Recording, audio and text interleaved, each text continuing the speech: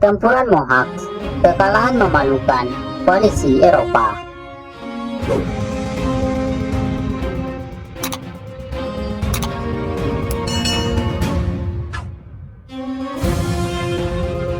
Saat itu 21 Zulkaidah 932 Hijriah atau tepat pada 29 Agustus 1526 Masehi.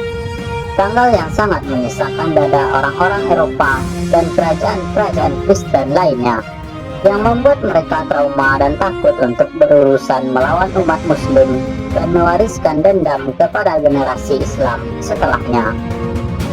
Hal apakah yang membuat orang-orang Eropa begitu trauma dan ketakutan akan tanggal 29 Agustus 1526 Masehi? Trauma apakah itu? Ternyata orang Eropa begitu trauma serta sangat ketakutan atas kekalahan koalisi Kristen mereka dalam melawan Sultan Sulaiman Al-Kanuni di Perang Mohacs.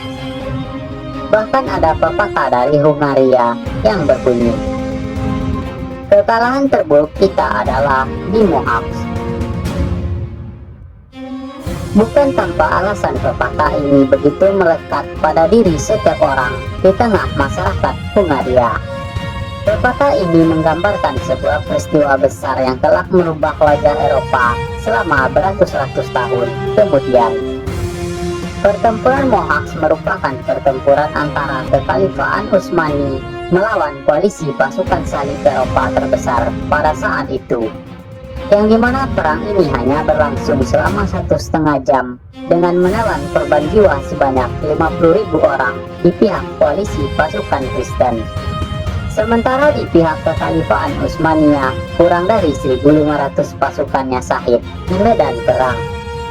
Pertempuran ini terjadi karena dibunuhnya utusan Kekhalifahan Utsmaniyah di masa Sultan Sulaiman Al-Kanuni. Utusan khalifah itu dibunuh oleh Raja Hungaria, yaitu Louis II, ketika hendak menarik jizyah yang biasa diberikan Raja Louis II kepada Khalifah Utsmani sebelumnya, yaitu Sultan Selim I. Raja Louis II menganggap Sultan Sulaiman Al-Kanuni yang menggantikan Sultan Selim I sebagai seorang anak belia berusia 26 tahun, yang tidak mungkin bisa melawan dan tidak sekuat ayahnya, yakni Sultan Selim I. Maka dengan sombongnya Raja Louis II membunuh utusan khalifah itu.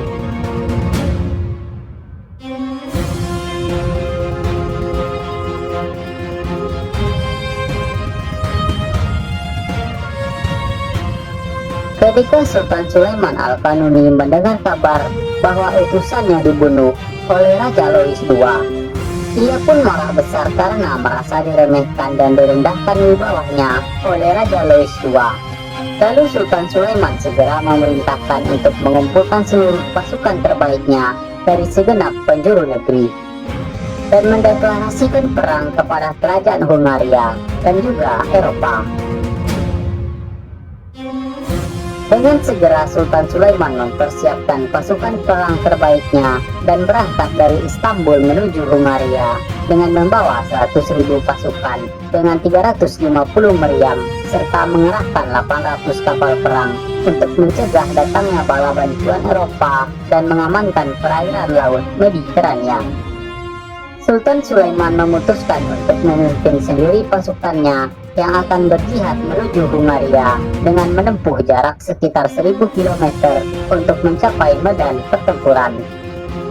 Dalam perjalanan menuju Hungaria, Sultan Sulaiman bersama pasukannya mampu menundukkan wilayah-wilayah yang ia lewati. Salah satu di antaranya adalah benteng yang sangat kuat pada waktu itu, yaitu benteng Belgrade. Tujuan dari ditaklukkannya benteng ini untuk mengamankan jalan pulang pasukan Utsmani ketika selesai berperang.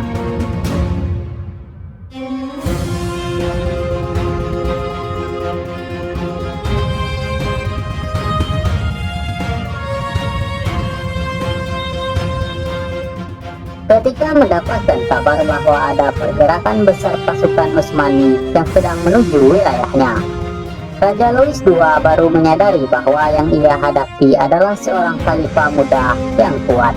dan akan segera menghancurkan singgasana kerajaannya. Dalam keadaan yang sangat penting itu, Raja Louis II bersama Paus Clement VII segera membentuk dan mengumpulkan pasukan salib dari seluruh penjuru Eropa dengan menjanjikan penebusan dosa bagi yang mengikuti perang ini berupa surat resmi gereja dengan tanda tangan Paus Clement VII sendiri. Maka terbentuklah pasukan salib Eropa dengan koalisi terbesar di dunia saat itu. Paus Clement VII berhasil membentuk pasukan salib yang sangat besar, tidak kurang dari 200.000 pasukan salib, dengan 35.000 diantaranya merupakan pasukan kavaleri berkuda dengan senjata lengkap dan memakai baju besi berangkat menuju lembah Mohacs demi membantu Raja Louis II dan mempertahankan kerajaan Hungaria dari serangan Sultan Sulaiman Al-Kanuni.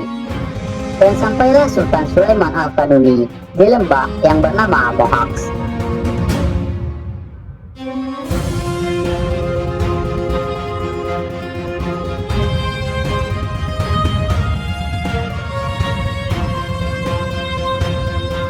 Sultan Sulaiman sudah tiba lebih dahulu dan menunggu kedatangan pasukan koalisi Kristen Eropa di lembah Mohacs yang terletak di selatan Hungaria dan timur Rumania.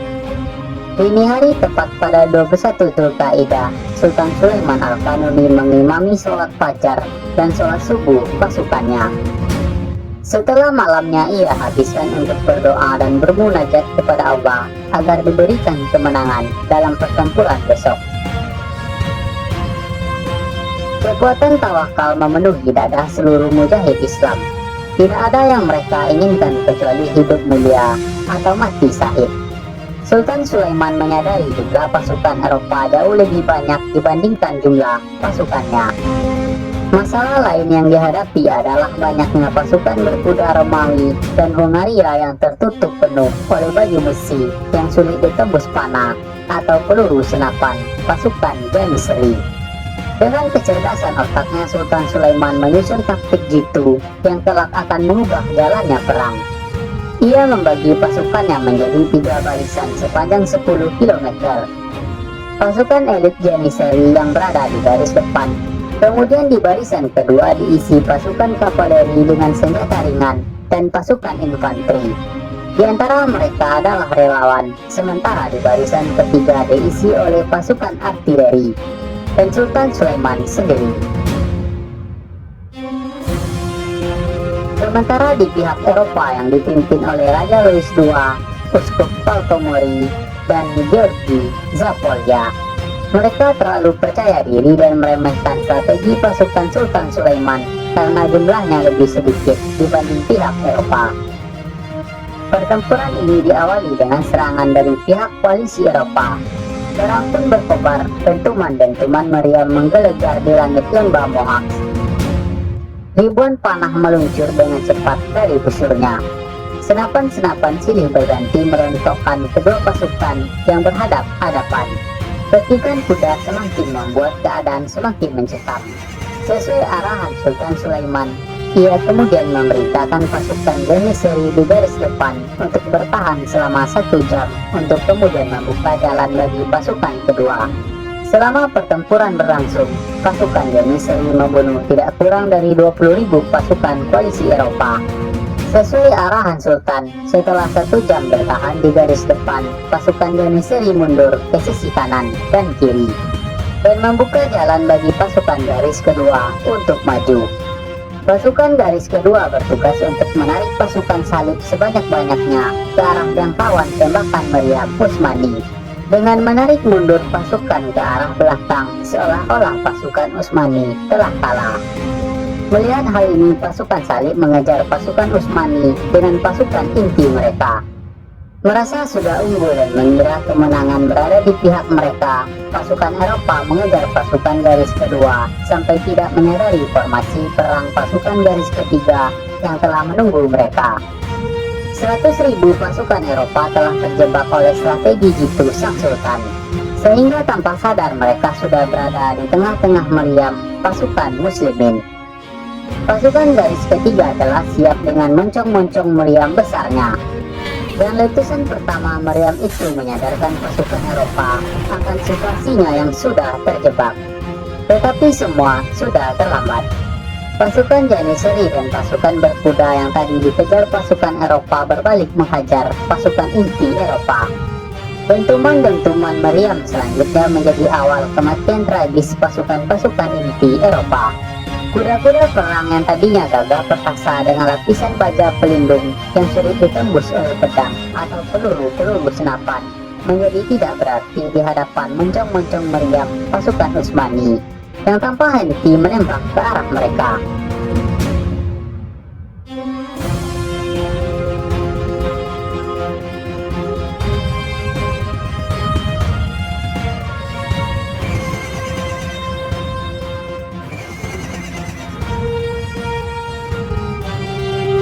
Sisa-sisa pasukan Eropa kocar-kacir tanpa arah. Mereka berusaha mundur, tetapi di belakang mereka hanya ada sungai. Sehingga banyak juga di antara mereka yang mati konyol karena berdesak-desakan dan tenggelam di sungai Danube, termasuk Raja Hungaria serta para uskup. Perang ini berakhir dengan terbunuhnya Raja Hungaria Louis II di sungai Danube. Ini merupakan akhir dari masa kerajaan Hungaria dari dinasti Jagiellon. Kekalahan ini menggemparkan seluruh penjuru benua Eropa dan merupakan awal dari perang-perang penaklukan kekhalifahan Utsmani di wilayah Eropa. Hanya kurang dari 2 jam seluruh pasukan koalisi Kristen Eropa dapat dihancurkan dengan menelan 50.000 korban di pihak Eropa. Dengan izin Allah dan kekuatan tawakal serta strategi perang yang brilian, pasukan muslim mampu meluluhlantahkan kepungan pasukan salib barat tidak lebih dari 2 jam. Pasukan koalisi Kristen Eropa telah hancur. Pada akhirnya kemenangan menjadi milik kekhalifahan Utsmani.